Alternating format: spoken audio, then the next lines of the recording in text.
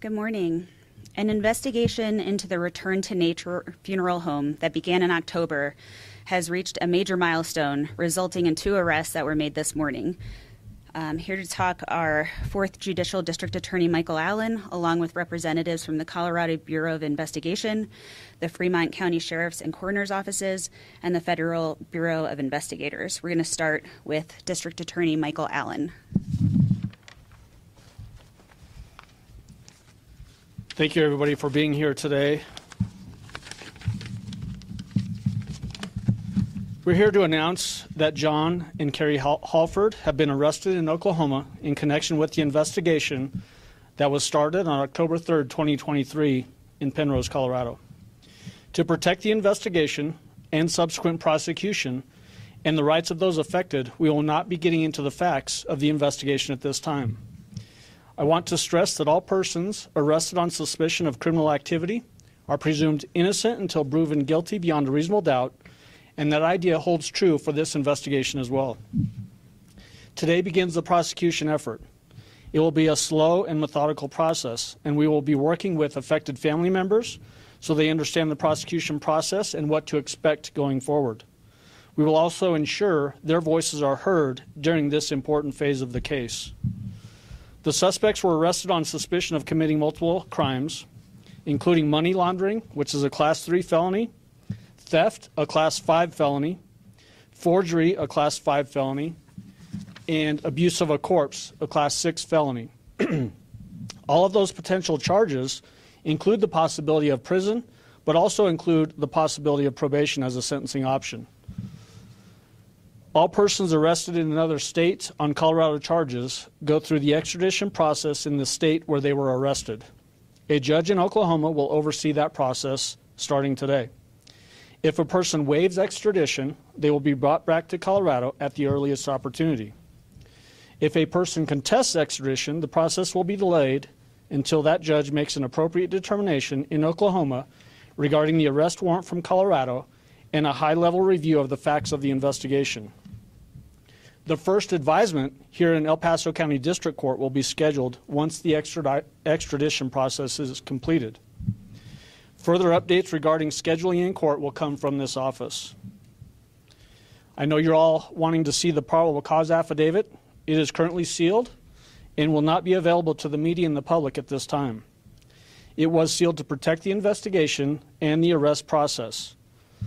My office will not contest unsealing that affidavit at the appropriate time, but that determination will be made by a judge at a later date. I want to warn you, the information contained in that affidavit is absolutely shocking. All persons arrested and charged with crimes are presumed innocent, as I said earlier, until proven guilty beyond a reasonable doubt. And none of the facts contained in that probable cause affidavit should lead people to a different conclusion. Now that the case has been turned over to this office, we will begin formal review of the investigation and the reports generated during that investigation to determine the appropriate charges to file in this case. When that determination is made, we will file a formal complaint and information, and that document is a public record that will be available to the media and the public at the appropriate time. Formal charges are merely allegations and should not be viewed as proving a person guilty of those allegations. They will remain innocent until proven guilty beyond a reasonable doubt, and that's a theme you're going to hear a lot about from me today. Multiple agencies have been involved with this investigation and have shared information with affected family members as bodies have been identified. That identification process continues to this day. If you or someone you know worked with Return to Nature Funeral Home and or John and Carrie Halford between September 2019 and September 2023, please complete the Victim Information Questionnaire that will be available on our website, on the FBI's website, and other resources as well. Those efforts should help us overcome the challenges associated with identifying the remaining bodies and will hopefully go a long way towards giving affected family members the closure they deserve. I want to thank the hard work of lots of different agencies that were involved in this case. Most importantly, the 2 folks from Fremont County, the Fremont County Sheriff's Office, Sheriff Alan Cooper, and the Fremont County Coroner's Office, Coroner Randy Keller. Those 2 specific agencies were the first to be involved in this investigation, And this investigation has undoubtedly affected both the sheriff and the coroner personally, but also their staffs to a degree that we will never fully know. Other people involved with this case were the Colorado Bureau of Investigation, and Director Chris Schaefer's here. Thank you for being here today. The Federal Bureau of Investigation played an integral role in this case, as they do in a lot of our high-profile cases. And the expertise and efforts that they provided in this investigation has helped us get to this day today. And then last but not least, I want to specifically thank the coroner's office here in El Paso County. Dr. Leon Kelly worked very closely with Coroner Randy Keller in his office to help identify the bodies that have been identified to this date. That had a huge impact on his office and his staff. And through communications that I've had with him, both directly and indirectly, I can tell you the impact on him and his staff has been immense. And so their efforts have been quite simply amazing, as everybody here. At this point, I want to turn it over to Colorado Bureau of Investigation Director Chris Schaefer for some brief comments. Chris? Thank you and good morning. So today's a very important step in this complex investigation. Our CBI agents and our local and federal partners have worked tirelessly on this case and around the clock in most instances. The work conditions were very tragic and again, as the DA said, impacted all of our staff. However, through this, they've remained professional and they've remained very, very focused. They never lost sight of the victims in this, and we cannot imagine the pain that has been inflicted upon them. We're here to support them and will continue to be here to support them. So there's a long way to go in this investigation. The case continues. We'll continue to collaborate with the district attorney and with our local and federal partners. And I just want to say again to the families, we will be here to continue to support you. And if we can in any way, please let us know. With that, I want to turn it over to the Fremont County Sheriff, Alan Cooper.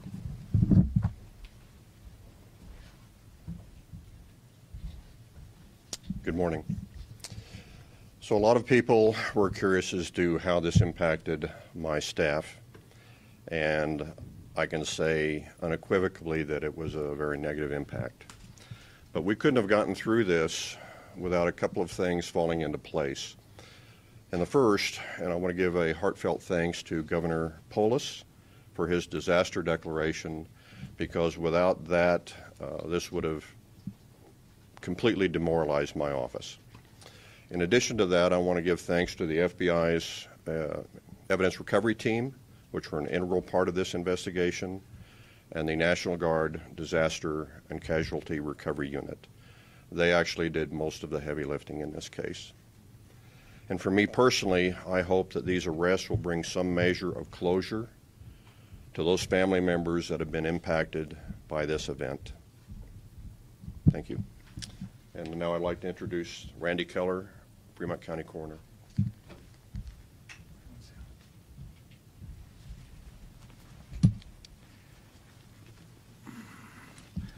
Good morning, ladies and gentlemen.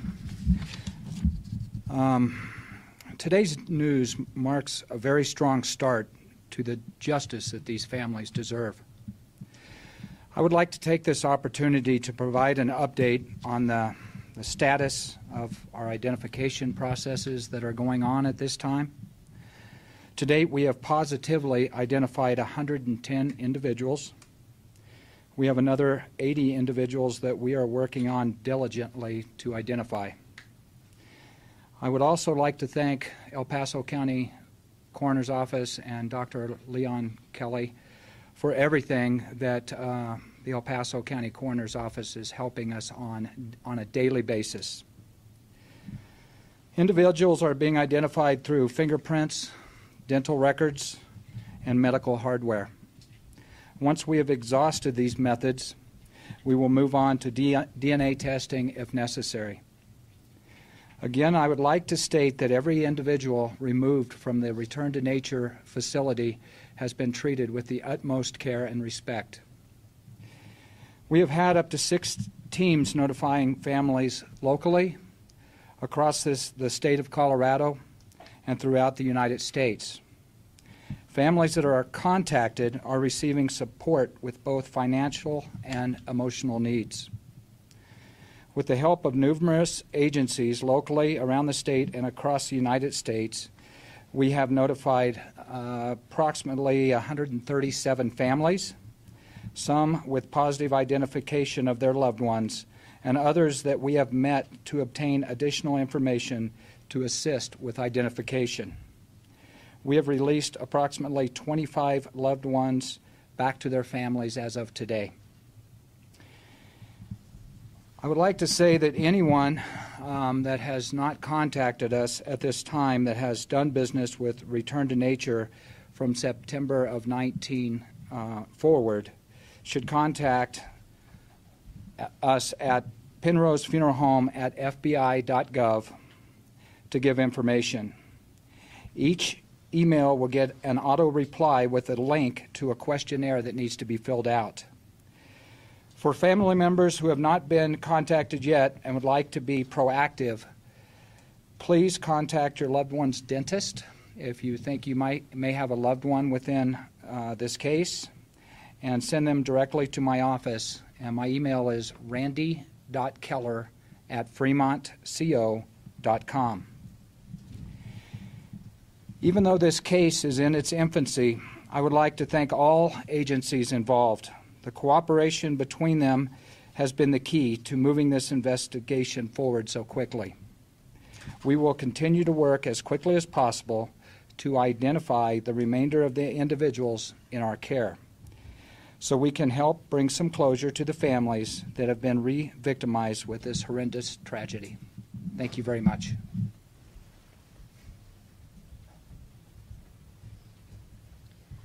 As the district attorney mentioned, we will have limited ability to answer questions, but you can ask, and I will help facilitate. Zach.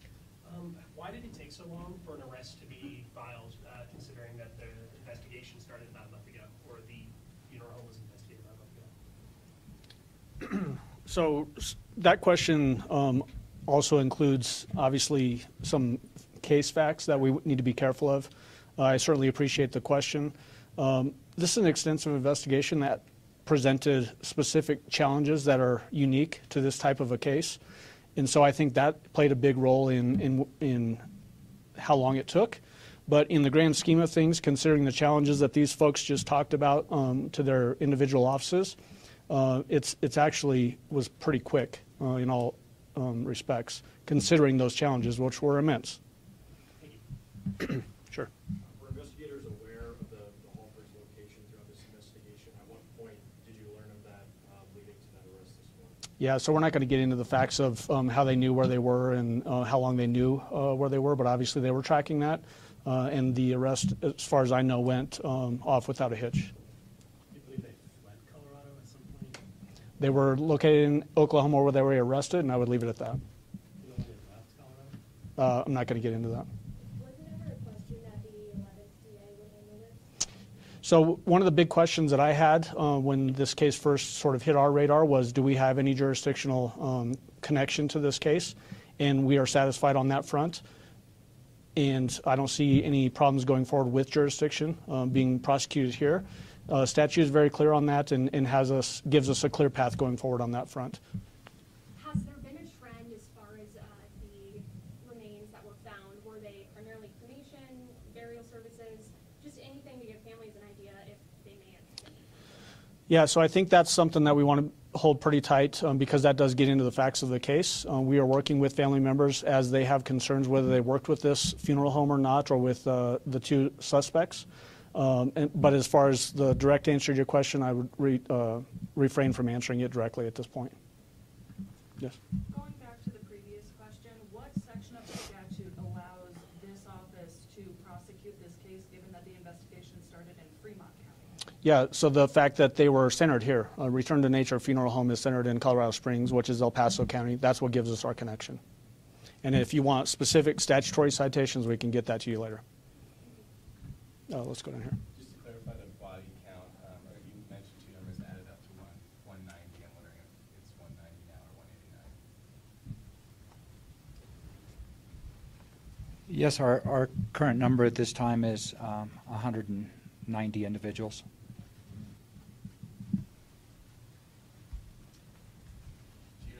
that time frame you've given about when you're asking families to reach out, is that because you've identified like bodies going back that far? There's a very specific reason why we're asking for that particular time frame. It's based on facts uncovered in the investigation. I'd leave it at that at this point. Did you have your hand up at some point? Okay. Zach? Circling back to jurisdiction, I'm curious if charges could be filed in the 11th Judicial District or federally in the future. Question on federally, I don't have an answer on that. When there is a crime that occurs in multiple places, that would give several different places jurisdiction over a case. Typically, though, two DA's offices in the same state covering the same crime, essentially, would not file charges as well. So the fact that we're going to take the case here will, in all likelihood, preclude charges being filed in any other jurisdictions. Yes, sir. I'm wondering if, Mr. Keller, you've seen anything like this in your industry before, and if you are reaching out to anyone who has experienced this.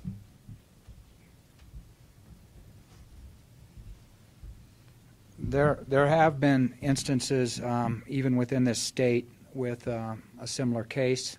We are working with some of our partner agencies right now that have also worked that case here in Colorado.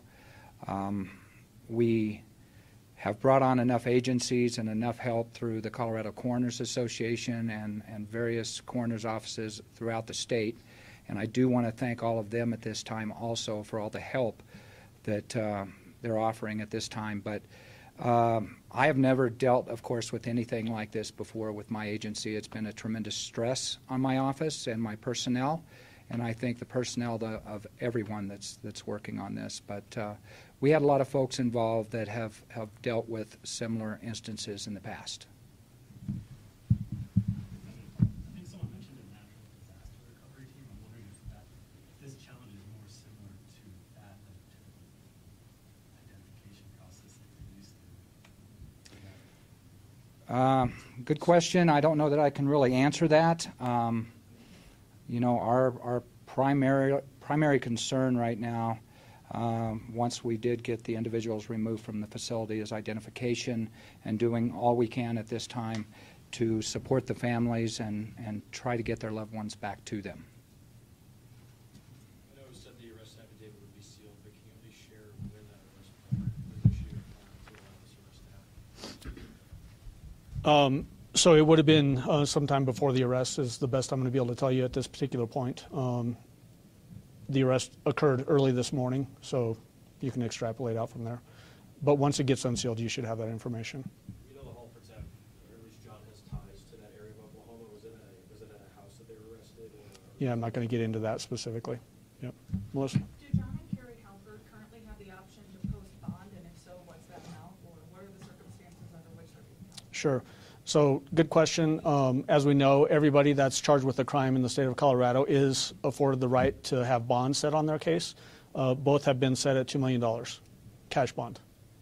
Does that apply, though, given that they're in Oklahoma, even though that's Colorado law? Because it's Colorado charges, the cash bond is $2 million. What agency arrested them? Not going to get into that right now. I think there were multiple agencies, though. We can talk about that at a different time. Anything else? One thing I want to say, too, is that I know that there's always this tension where you want as much information as you can on a high-profile case, and this case certainly qualifies as a high-profile case. It affected a lot of family members that were unsuspecting, but we have to protect our ability to prosecute this case going forward, and that's why we're trying to be protective of the information. There's that tension of what the media wants us to talk about, what the public would like us to talk about potentially to find out if they are impacted. And that's why we're giving general guidance of if you did business with this funeral home between September 2019 and today, essentially, and you haven't been notified and you suspect that your family member might be affected, to fill out that questionnaire, to go to the web page that was mentioned by the coroner from Fremont County so that we can get that information. Hopefully that will help us identify people that have not been identified yet, and again, give these family members the closure that they deserved. But please understand that the reason why we're being so restrictive with the information that we're sharing now is to protect the prosecution effort going forward. That is our secondary most important factor to consider today. First, obviously, is serving these family members who are affected. Yes, ma'am. One of the things that we kept hearing at the beginning of this was improper storage of human remains. Are there criminal penalties under Colorado law criticisms as far as what laws are on the books. I guess what I'm asking is, are there criminal penalties, and if there aren't, should there be? So that's what we are. One of the arrest charges is abuse of a corpse. That's specifically what addresses that. That's that Class 6 felony that I mentioned. So there are laws that affect that. I think what you're actually asking, though, are there regulations in place from the state that sort of restrict a funeral home from the way that they conduct their business? And that's what I think people probably need to be concerned about going forward is there additional legislation that needs to be passed to regulate businesses like this in the future? And that's a question I think the public needs to have with the legislature. So the storage, then, that falls under abuse of a corpse? That's right. Yeah, it can. Yeah. Do the forgery charges pertain to the death certificate information that was submitted and those death certificates were given to these families? So let me be clear. These are just these are arrest charges. These are not the formal charges yet. So we'll have to be reviewing that to see specifically what the charges will be as we review the case. But it would be something along those lines, forging a document that is submitted for official records. Yes. Given the status of the charges being mostly on, they are felony, but they're on kind of the lower end, is the office satisfied with the charges that are currently there, and do they expect those to potentially be elevated due to any other charges that you guys have? Yeah, so again, there's no formal charges filed yet. We will review the case going forward to make sure that we are filing the appropriate charges and level of charges. But we have to be guided by the law and the facts of an investigation. So we will look at the case, make sure that we're filing charges that apply to these facts, and then going forward from there. These are low-level felonies, and that's why I mentioned they're all subject to potential prison time based on the level of the felony, but they also are potentially option for probation, and that's something that I think people need to be aware of going forward, especially family members, to set proper expectations as to what the level of charges are here and what the potential outcome could be. Would there be any consideration, although it is rare, for these types of charges to be filed for consecutive or for concurrent? So that's actually a sentencing provision. These would be optional consecutive sentencing, so that'll be something that we'll be looking at. But that's way down the road. That's when we get to a sentencing phase. We're not even at the filing of charges phase yet. So again, let's keep our eye on where we are currently. But good questions. Yeah, Zach? Will you personally be prosecuting this case? Yeah, we're going to set up a really strong prosecution team. I'll be on it. I've got Rachel Powell here with me. She's the chief deputy DA in the office.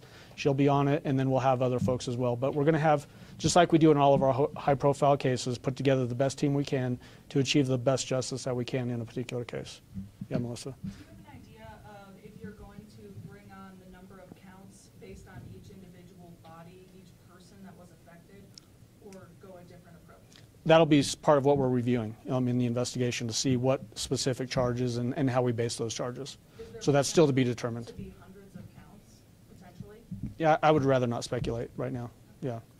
Keep in mind that first advisement, whenever that happens after the extradition process starts, that'll be the first time they're appearing here in El Paso County District Court.